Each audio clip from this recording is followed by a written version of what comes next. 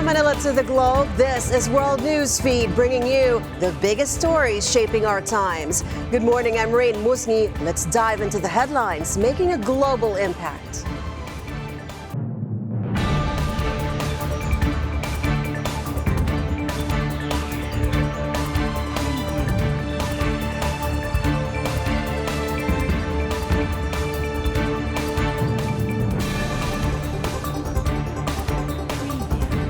Hezbollah fired about 250 rockets and other projectiles into Israel on Sunday, wounding 7 people in one of the militant group's heaviest barrages in months.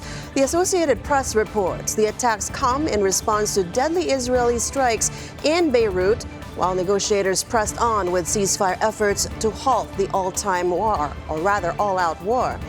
Some of the rockets reached the Tel Aviv area in the heart of Israel. Lebanon's caretaker Prime Minister Najib Mikati condemned the latest strike as an assault on U.S.-led ceasefire efforts, calling it a direct, bloody message, rejecting all efforts and ongoing contacts to end the war. Meanwhile, the Lebanon's military said an Israeli strike on an army center killed a Lebanese soldier and wounded 18 others in the southwest between Tyre and Nakura. The Israeli military expressed regret, saying that the strike occurred in an area of combat against Hezbollah and that the military's operations are directed solely against the militants. Israeli strikes have killed over 40 Lebanese troops since the start of the war between Israel and Hezbollah, even as Lebanon's military has largely kept to the sidelines. European Union Foreign Policy Chief Josep Borrell stressed the urgency of a ceasefire between Israel and Lebanon's Hezbollah Sunday. He visited a hospital in Beirut where some casualties from Israeli strikes are being treated. Israel launched a major offensive against Hezbollah in Lebanon in September, following nearly a year of cross-border hostilities ignited by the Gaza war, pounding areas of Lebanon with airstrikes and sending troops into the south. And these last days, it seems that the ceasefire is coming, but it's not coming. Someone is not interested in it. And everybody should understand that the ceasefire is absolutely needed, because the Lebanon capacity is to continue taking care of their people, in spite of the great efforts of these medical doctors, nurses, and hospital organization, has a limit.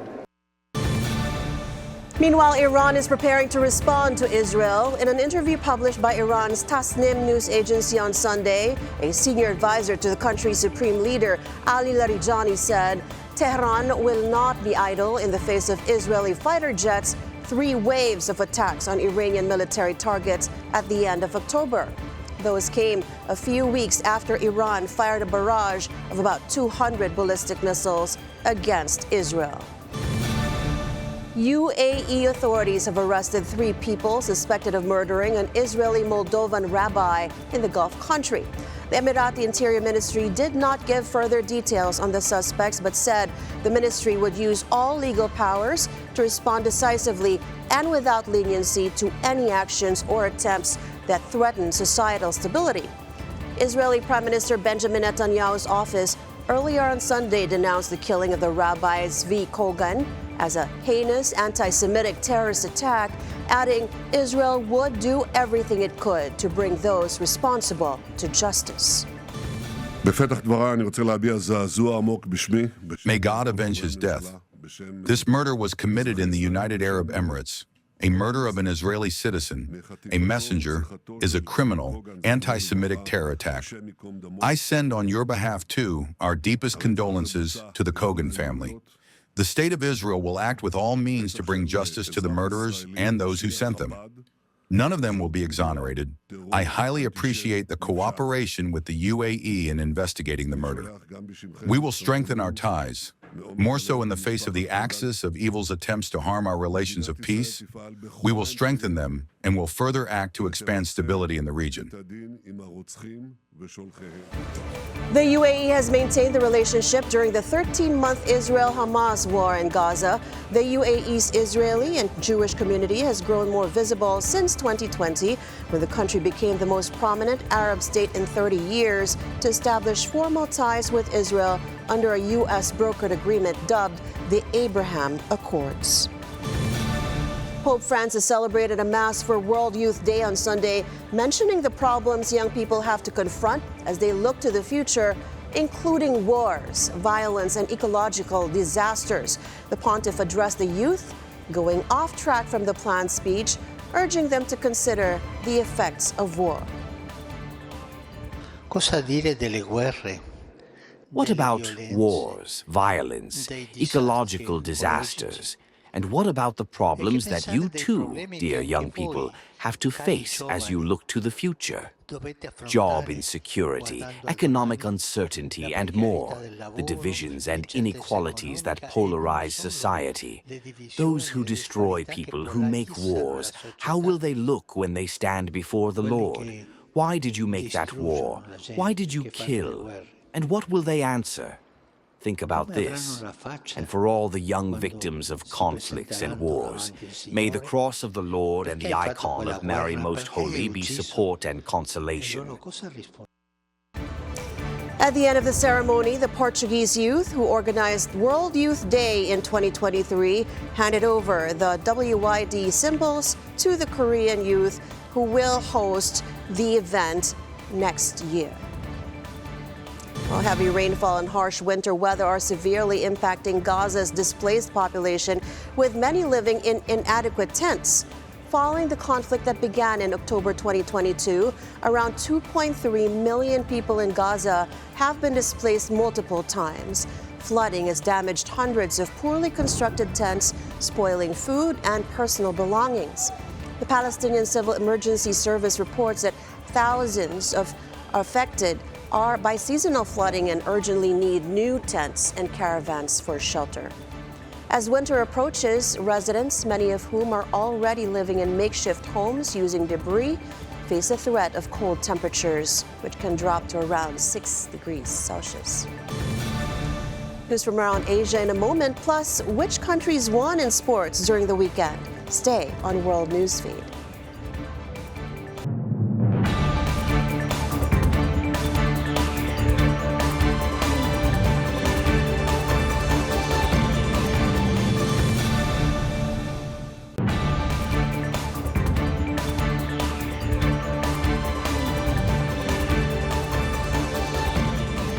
Welcome back to World Newsfeed. Countries at the COP29 summit in Baku adopted a $300 billion a year global finance target to help poorer nations cope with impacts of climate change.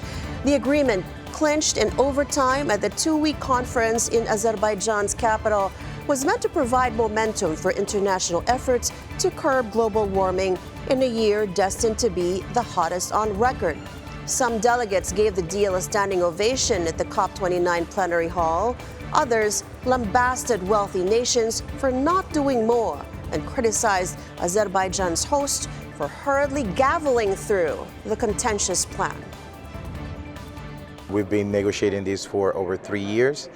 We have been here in Baku for over 2 weeks, so we had enough time to get to a consensus text. However, you know, the developed nations didn't throw their figure until barely 2 days ago. And as I said earlier, this is what they always do. You know, they throw text at us at the last minute, shove it down our throat, and then for the sake of multilateralism, we always have to accept it and take it. Otherwise, the climate mechanisms will go into a horrible down spiral, and no one needs that. This is the only space that we have to negotiate. These are always very hard negotiations, but I think by anyone's standards, this is a very significant financial package that has been agreed. I think what's important from a British point of view is that this is just an overall total for the world as a whole. You've got new countries that haven't contributed before, like China, that are going to be counted for the first time, and that's important. And it's also in our interests, because if we can work with other countries to tackle the climate crisis, particularly some of the poorer nations that haven't done so as much before. It can be the right thing for Britain in the long term, but also the right thing now in generating jobs and growth. I'm very animated by the fact that we did not actually stand still. We did not go backwards. We did go forward. It was a little bit forward, but at least it was forward. And I think that that's the most important thing, that the general direction is the right one.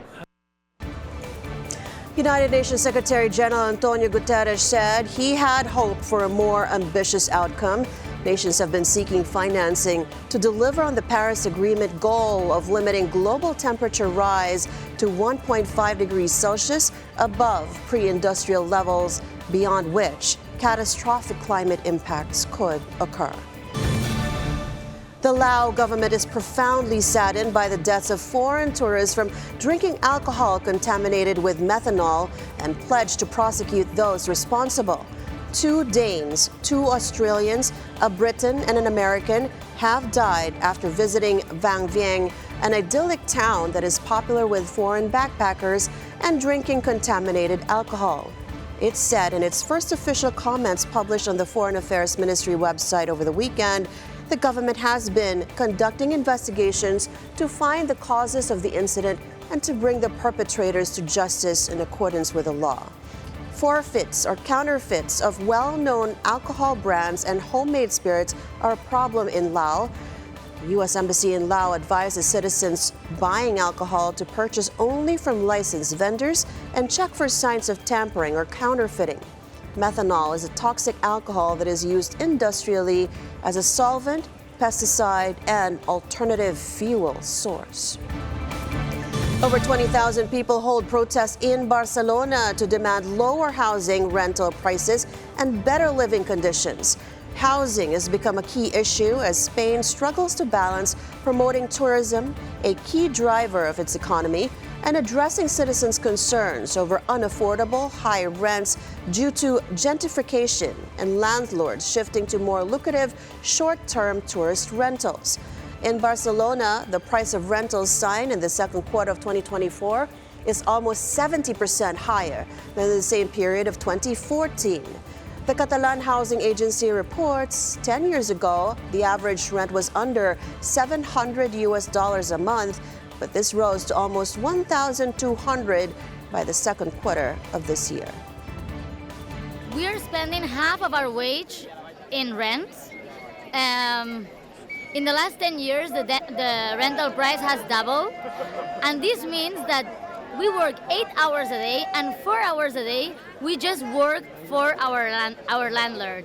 This must stop. We have tried to convince politicians to take severe measures. They're not doing it. So what we're saying today is it's over. If they don't decrease the rental price, we will do it.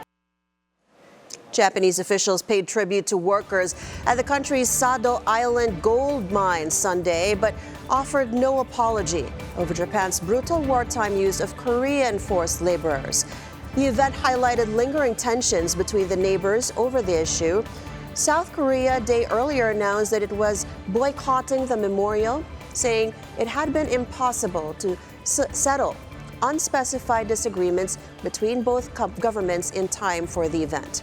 The Korean absence is a major setback in the rapidly improving ties between the two countries, which since last year have set aside their historical disputes to prioritize U.S.-led security cooperation. The Sado mines were listed in July as a UNESCO World Heritage Site after Japan moved past years of disputes with South Korea and reluctantly acknowledged the mine's dark history, promising to hold an annual memorial service for all victims, including hundreds of Koreans who were mobilized to work in the mines. On to Donald Trump's incoming cabinet. The president-elect picks billionaire investor Scott Bessent for Treasury Secretary, a role that has vast influence over economic and regulatory affairs. Wall Street had been closely watching who Trump would choose for the coveted role, given his plans to remake global trade through tariffs. Bessent has advocated for tax reform and deregulation to spur more bank lending and energy production. As for the director of the Office of Management and Budget, Trump again chose Russ Vought, who also headed the agency during the president-elect's previous term. Vought is a key architect of the controversial Project 2025 plan, which proposes policies broadly expanding presidential power. Trump has denied any links to Project 2025, though many of its authors were his former officials. Well, Donald Trump has nominated longtime Ally Brooke Rollins for Secretary of Agriculture, completing his cabinet roster. A nomination that marks the end of a whirlwind and sometimes dramatic spree of nominations to lead executive agencies. Trump made the announcement that he tapped the head of MAGA-backed think tank, the America First Policy Institute, for the job. He wants Brooke to spearhead the effort to protect American farmers. If confirmed by the Senate, she would oversee farm subsidies, federal nutrition programs, meat inspections, and other facets of the country's farm, food, and forestry sub-industries. Rollins has been a top Trump ally for many years as the co-founder and president of the America First Policy Institute, a pro-Trump right-wing think. On to the United Kingdom. Storm Bert battered Britain and Ireland with snow, rain, and strong winds on Saturday, killing one person and closing several railway lines, bridges, and roads. Local police said that a man in his 60s died after a tree fell on a car on the A34 highway in southern England. The runway at the Newcastle Airport in northeast England was covered in snow, briefly disrupting flights. Floods in Pontypridd near Cardiff left residents battling high water levels and volunteering to clear water from their homes using buckets. We work closely with the environmental agency and we also monitor river levels at the monitoring stations. So at the moment the river levels are going down, which is positive. This will enable us to then pump the water, as you can see, back into the river system. Yeah, it's not something you ever think it'll happen to you. You see on news, it happens in Spain, globally, and then it happens to you, and it's like, oh, right, well, how do we handle it? And it's just, some of them having a cuppa, some like me panicking, going away. It's just, everyone's got their own ways. In Hebden Bridge, West Yorkshire, firefighters worked to reopen a major road by pumping floodwaters back into the local river. In Scotland, the Severn Bridge, which connects Wales to England, was covered in snow and shut down due to strong winds the morning after Storm Bert rolled through parts of the UK. And in Ireland, heavy rain led to flooding in parts of the west coast, making some roads impassable due to high winds. 60,000 homes, farms, and businesses were affected by power outages. Met Office Chief Meteorologist Jason Kelly termed the storm a multi-hazard event, saying that it was expected to bring snow, rain, and wind to Britain for most of the weekend. On to sports now. Italian Yannick Sinner completed a remarkable season by sealing his country a second successive Davis Cup title with a 2-0 victory over Netherlands in the final of the southern Spanish city of Malaga on Sunday. World number one Sinner produced a commanding display to outclass Talon Griekspoor in a 7-6, 6-2 in the second singles rubber to wrap up the win after Matteo Berrettini comfortably beat Botic van Zanschel 6-4, 6-2 in the first singles clash. It was Italy's third title in the elite men's team competition, following their triumphs in 1976 and last year. Yeah, for sure. I mean, it has been an amazing career. Very, very proud of the whole team. There's a lot of work behind it, and we are very happy to hold this trophy again. Peter Burling's New Zealand secured the opening win of the Rolex Sail GP season on Sunday, triumphing over Britain and the United States in the final of the Dubai event. The win marks New Zealand's third straight victory in the championship's season opening event held in the picturesque waters off Port Mina Rashid. Sunday's conditions offered a stark contrast to the light air technical racing seen on Saturday, with stronger breezes enabling the 11 competing teams to showcase high-speed foiling action for fans lining the shoreline. Emirates GBR secured second spot. The U.S. Sail GP team took third place. New Zealand now leads the early standings as the Rolex Sail GP Championship season resumes in 2025 with 10 points. I mean, awesome effort by our group, new team to get into the final this weekend. I think that's one of the hardest things in these light SRGP venues, and then you get the chance to win it all. And we really pulled out our best start at the end, got a great start to Lord, led at Mark 1. I made a bad choice, making it a bit more complicated, taking the right turn, put us right back in the pack, but then we just kept our heels clean and sailed a good race from there to take a win. In motorsports, Max Verstappen ultimately ends up the biggest winner in Las Vegas by winning his 4th straight Formula One title.